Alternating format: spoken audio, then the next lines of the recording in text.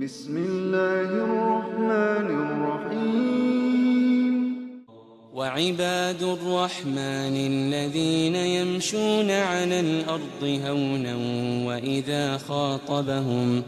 وإذا خاطبهم الجاهلون قالوا سلاما والذين يبيتون لربهم سجدا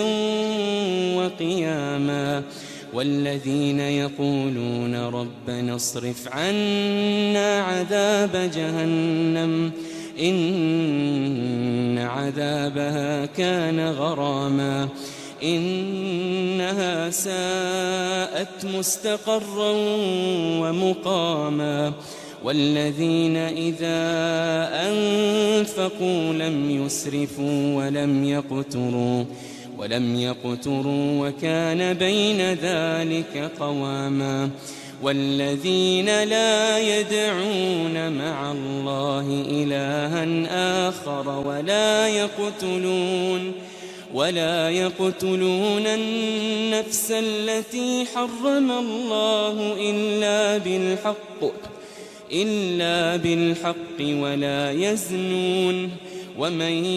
يفعل ذلك يلقى أثاما والذين لا يشهدون الزور وإذا مروا باللغو مروا كراما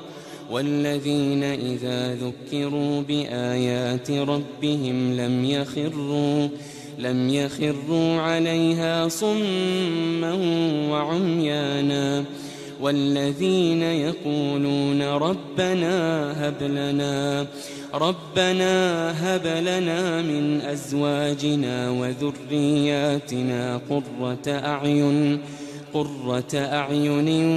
وجعلنا للمتقين إماما